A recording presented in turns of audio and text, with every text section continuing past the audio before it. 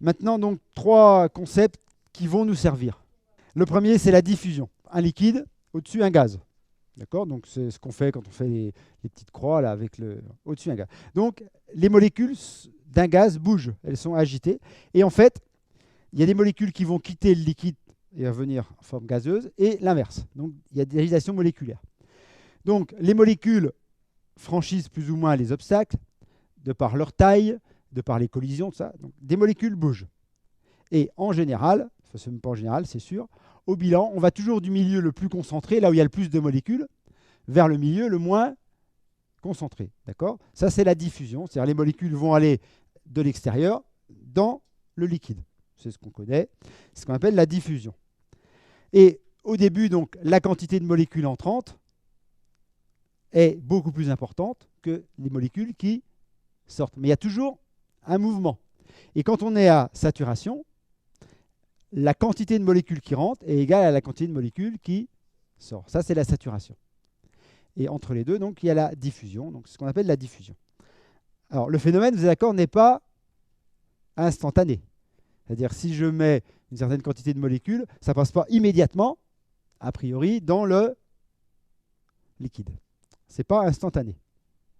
Ça, c'est important à retenir. Donc, la diffusion utilise des lois. Je vous ai juste mis pour le nom, mais vous... Non, c'est juste pour ça. Donc, les lois de Gram et les lois de Fick. Alors, les paramètres, c'est quoi? La taille de la molécule. Plus la molécule est petite, plus elle va se faufiler rapidement. En fonction de la masse, en fait. Donc, ça, c'est la loi de Gram.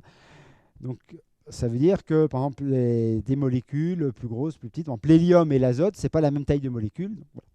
Et sinon, donc, toutes les lois de Fick, c'est différence de concentration. On l'a dit, ça va toujours du milieu le plus, une a le plus vers le milieu, enfin, du milieu, une a le moins, plus vers le moins. Ouais. Le temps, la distance, d'accord, qu'il va y avoir ça va mettre du temps. Et puis, les molécules, pour aller au fond, ça va peut-être mettre plus de temps que pour aller en surface. D'accord? Ça dépend de la température, ça dépend aussi de la nature du milieu traversé. Il y a des milieux où ça va être plus facile à traverser que d'autres. Donc ça, c'est ce qu'on appelle la diffusion. Donc c'est un premier phénomène qui va nous servir pour la suite, pour modéliser notre truc. Alors, donc, quand on s'intéresse à la diffusion, vous êtes d'accord que, par principe, c'est bien le gaz, l'azote dissous, est amené au tissu par le sang. D'accord? Donc, on va considérer, quand il y a la diffusion, que le sang et le tissu sont immobiles l'un par rapport à l'autre.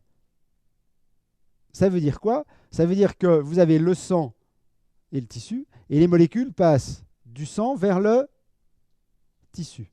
Ça va? Et on considère que c'est immobile. Ça veut dire quoi immobile? Parce que si ça passe, si le sang passe, on verra après s'il le passe, ça veut dire que tout n'a pas forcément le temps de passer. Vous êtes d'accord?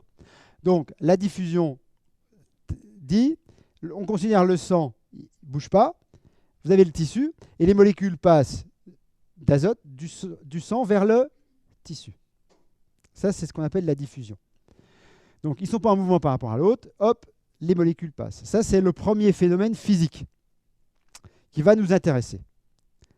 Ce qui veut dire que les échanges ne sont pas complets pendant la traversée du sang. C'est-à-dire que vous imaginez le sang, il bouge. À un moment donné, on considère que c'est fixe. Une certaine quantité de molécules passe d'azote, mais le reste reviendra le tour d'après. Ça, c'est la diffusion. Donc, les molécules mettent un certain temps pour passer d'un milieu à un autre. Ça, c'est la diffusion. Alors après, Henry, vous connaissez plus Henry, donc la dissolution, c'est donc la capacité d'un liquide à absorber un certain nombre de molécules. Donc on a dit, il y a des molécules d'autres sortes, et bien sûr par diffusion, passant d'un milieu à un autre. Donc, la loi de Henry, au bout d'un certain temps, il y a un état d'équilibre, nos molécules entrant, molécules sortant, et quand la capacité maxi qu'on puisse mettre des molécules dedans est atteinte, on parle à ce moment-là de saturation. Ça va? Donc ça diffuse, et au bout d'un certain temps, c'est saturé. Il y en a autant qui rentrent que qui sortent. Voilà, c'est la saturation. Et donc on calcule, juste pour vous montrer. Donc, la concentration de molécules, la quantité de molécules, elle est bien fonction de ce qu'on appelle le coefficient de solubilité, c'est-à-dire la capacité du liquide à absorber plus ou moins de molécules, et elle est fonction donc de la tension du gaz dissous à l'équilibre, donc c'est la même chose. Elle est bien fonction de plus je mets de pression au-dessus, plus il y a de molécules qui vont rentrer dedans, donc c'est fonction de ça, et c'est fonction du coefficient de solubilité, d'accord, qu'on va traduire après par ce qu'on avait appelé la période du tissu. Ça sera fonction.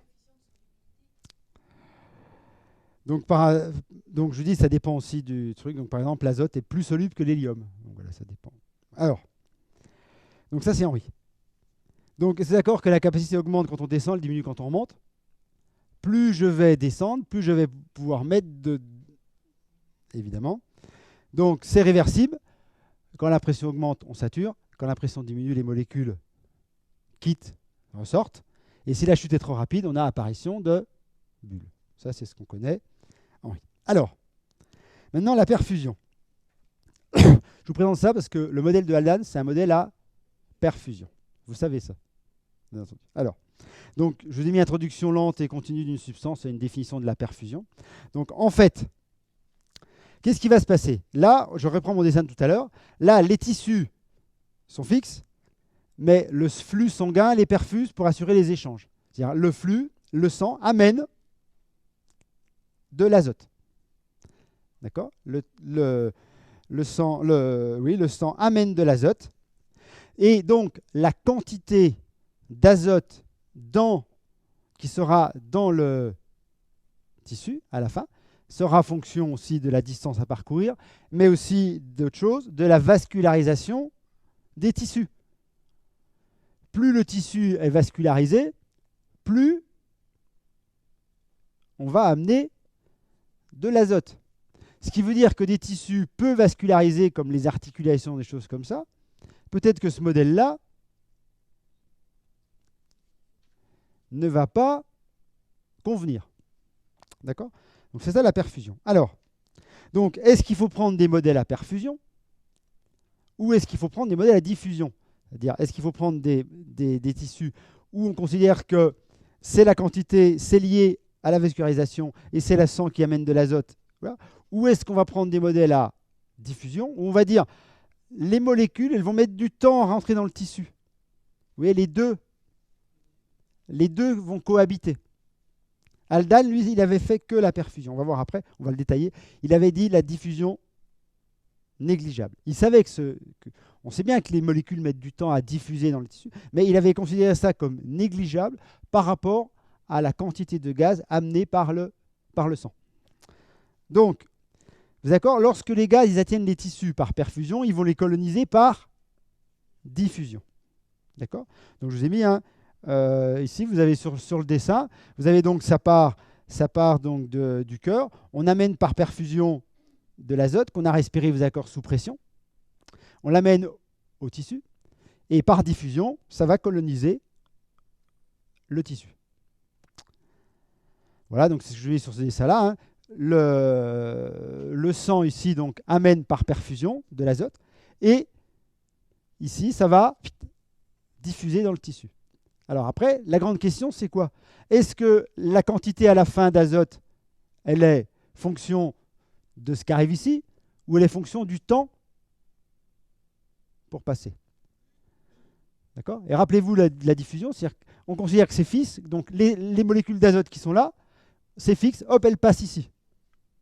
Est-ce qu'elles passent toutes en une fois? Est-ce qu'elles ne passent pas? Quel est le phénomène qui est prioritaire ou qui est le phénomène le plus important? Est-ce que c'est la diffusion ou est-ce que c'est la perfusion?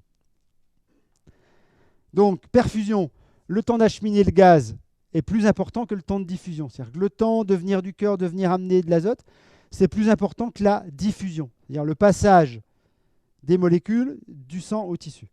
Donc la quantité de gaz inerte qui sera dissous dans le tissu, elle est fonction par l'apport circulatoire. Ce sont les modèles à perfusion. Autre possibilité, on va tenir compte du temps mis par l'azote pour passer du sang au tissu et pour atteindre les cellules les plus loin dans le tissu. Donc l'équilibre n'est plus instantané, c'est-à-dire quand j'ai considéré que tout ce qui passait, tout ce qui arrivait ici, ça se retrouvait là, donc fonction uniquement de ce qui arrive. Si c'est la diffusion, c'est-à-dire qu'on considère qu'une certaine quantité passe, mais tout n'a pas le temps de passer. Donc ce sont des modèles à diffusion. Si vous avez compris ça, ça suffit. Voilà. Vous avez bien compris les deux. Vous avez bien compris les deux phénomènes. Alors, donc perfusion-diffusion, deux phénomènes différents qui vont se combiner dans l'organisme pour saturer et désaturer les tissus. Maintenant, on le sait, il y a les deux. La quantité dépend, donc la quantité de gaz qui va diffuser dépend également de la quantité de molécules apportées par perfusion. On a les deux phénomènes qui cohabitent. Le facteur limitatif, des fois c'est la perfusion, des fois c'est la diffusion. Ça dépend. Dans des tissus, on va dire rapides, enfin je ne veux pas enlever ça parce que c'était avant, les tissus rapides. Dans certains tissus, d'accord, c'est vraiment l'apport circulatoire. Parce qu'on apporte, ça passe directement dedans. Mais dans d'autres tissus comme les articulations, ça va mettre du temps à diffuser. Donc c'est plutôt la diffusion. Donc il faut utiliser les deux. Haldane, lui, il n'avait utilisé que, dans sa formule qu'on verra après d'exponentielle, ce n'est que de la perfusion. Alors, voilà, on va en parler. Donc, modèle de Haldane, on va introduire rapidement. Donc, expérimenté, il a fait beaucoup d'expérimentations, donc début 20e, vous vous rappelez. Il utilise des chèvres, parce qu'en fait, la dynamique circulatoire, le poids, la composition, se ressemblaient le plus à un être humain. Alors, donc, il comprime des animaux, il les décomprime. Il constate deux choses. Il constate qu'en dessous de 12 mètres, il peut les remonter, pas de problème. Et ce qu'on parlait tout à l'heure, donc il constate un rapport de décompression, il l'appelait rapport de décompression, égal à 2. Ça veut dire quoi? Ça veut dire que Tn2 sur Pa, vous connaissez sur la situation graphique, Tn2 sur Pa, donc la tension d'azote dans le tissu divisée par la pression ambiante, il ne faut pas qu'il y ait plus de 2. D'accord? Si je remonte à la pression ambiante de 1 bar, il ne faut pas que mon tissu ait plus de 2 bars d'azote. D'accord? Alors, il constate ça. Alors, il va faire plein d'hypothèses, dont certaines sont maintenant remises en cause. C'est pour ça qu'on en parle de diffusion. Alors, les hypothèses, on va les voir. La première, il considère qu'il y a équilibre instantané des échanges gazeux entre les poumons et le sang. Ça veut dire quoi? Ça veut dire que le sang qui arrive dans les poumons, il considère, et là, a priori, c'est vrai, il y a une grande surface d'échange. La paroi des alvéoles est très fine. Donc il considère que instantanément tout ce qu'il y a dans la molécule, dans l'alvéole passe dans le sang. La diffusion est négligeable. D'accord? Donc les deux sont fixes. Hop, ça passe, tout passe. Et on considère qu'ils sont fixes, tout passe, pas de problème, ça passe. Donc équilibre instantané. Donc à la sortie des poumons, on a dans le sang autant que dans les. Ça veut dire que si on dit on respire de l'air à 2 bars, ou il y a 2 bars d'azote, eh ben, dans le sang, à la sortie, il y a la quantité de molécules qui vont bien. Ça, c'est la première hypothèse qu'il fait. Celle-là, elle est a priori bonne. Il va considérer que les tissus sont irrigués en sang artériel uniforme et simultané. Ça va partout, tout le monde pareil. Donc la quantité de gaz dissous par son tissu est déterminée par son apport circulatoire. Il considère que tous les tissus sont pareils. Alors qu'on sait que maintenant, les articulations, ce n'est pas forcément vrai. Troisième hypothèse, donc il va considérer que la pression du gaz dissous est uniforme à l'intérieur du tissu. Ça veut dire que pour lui, la vitesse des molécules est très grande dans les tissus considérés comme homogènes. Donc tout ce qui arrive, d'accord, hein, ça passe de la molécule au sang, donc tout passe, ça arrive au tissu, tout passe du sang dans le tissu, et dans le tissu d'une façon homogène. C'est-à-dire ce qui est à la surface du sang, entre le sang, et ce qui est au fond du tissu, pareil. D'accord? Donc vitesse de tissu considérée homogène. Et donc à la sortie du tissu, le sang veineux est complètement équilibré avec la pression du gaz dissous. C'est-à-dire que tout est passé. Il y a un équilibre instantané entre le sang et le tissu. D'accord? Donc quand on sort, tout ce que le sang a donné dans le tissu, ben à la sortie, il y a la même pression dans le sang et dans le tissu, évidemment, parce que tout s'est passé dedans. Et il considère que c'est homogène, que dans le tissu, tout est pareil. Ça, ce sont les hypothèses de Haldane. Alors après, il dit qu'effectivement, ce qu'on a vu, l'organisme ne se considère pas et ne se comporte pas de façon homogène. Donc il va imaginer un découpage parfait, abstrait, qu'il appelle donc des tissus. Et il va considérer que ces tissus sont homogènes et étanches. Alors homogène, on l'a dit, hein, c'est-à-dire que ça diffuse aussi bien au début et à la fin partout, pareil. Et étanche, c'est-à-dire qu'il n'y a pas d'interaction des tissus les uns par rapport aux autres. Alors qu'on verra que ce n'est pas forcément vrai. Donc il prend des compartiments, voilà. Ça. Et donc il considère que chaque compartiment absorbe et élimine le gaz de la même façon. Ça veut dire que la courbe de charge est la même que la courbe de décharge. La loi est symétrique. Il considère qu'il n'y a pas de bulle tant qu'on n'est pas remonté, alors qu'on sait qu'il y a des bulles. Donc forcément la décharge n'est pas identique à la charge. Donc il constate que l'on peut remonter à une certaine pression sans formation de bulles, on l'a parlé, c'est 2. Donc il définit un rapport de sursaturation critique, donc Tn2 sur Pa, et pour lui c'était 2. Je vais mettre comme ça, voilà, c'était 2. Et il ne faut pas dépasser le rapport, qu'on appelle rapport de sursaturation critique, il est voisin de 2. Donc il définit coefficient directeur, palier, ce qu'on connaît sur Haldane. Alors, ce qu'on constate, ça sera intéressant, c'est que les bulles se forment toujours au niveau des parois. Ça, ce sera pour la suite, je l'ai noté. Avec les noyaux gazeux et ce qu'on verra à l'essence des bulles, ça se forme toujours au niveau des parois et pas au milieu. Bon. Donc il choisit 5 tissus, 5, 10, 20, 40, 75 minutes. Et il considère que pour saturer les tissus, il faut 5 heures, 4 périodes. Actuellement, nous, on considère qu'il y a 6 périodes, voilà. Et la désaturation, 12 heures. Donc déjà, oui, on est plus symétrique. Hein. C'est 6 pour saturer. Donc, il considère 5 heures, 4 périodes. Tous les compartiments ont le même SC, on le disait 2. Et donc, une charge et décharge qui suivent la même loi exponentielle. Et il définit donc des paliers, c'est en anglais, de 10 pieds en 10 pieds, ce qui fait, quand on l'a traduit en 1949 en système métrique, on est arrivé à des paliers de 3 mètres. Et donc, une équation que vous avez vue, je l'ai mis sur cette forme-là, on verra qu'on va l'utiliser sous une forme... on va remplacer le 1 moins 0,5 puissance t sur t par 50 pour 0,5, 0,75, 0,875 pour une période de période. On va faire comme ça sera beaucoup plus simple. Danger, si Tn2 supérieur à Pa, on remonte, quand on remonte, d'accord. La courbe, vous la connaissez. Hein. Voilà, donc 50% une période, bon, 75 deux périodes, 87 ça va. Donc on va faire l'application. Vous dites si vous connaissez, on passera plus vite. Voilà, alors, donc les courbes. Alors je vous montre donc un petit exemple que j'ai. Donc voilà, donc vous avez effectivement, voilà, ici donc des courbes, je ne sais pas comment est-ce que ça donne. Je vais peut-être réduire un tout petit peu. C'est Jean-Paul Marteau qui vous a fait. Vous l'avez vu ça? Ok. Donc vous avez 3 courbes. Là vous avez les tissus 5 minutes, 10 minutes, 20 minutes.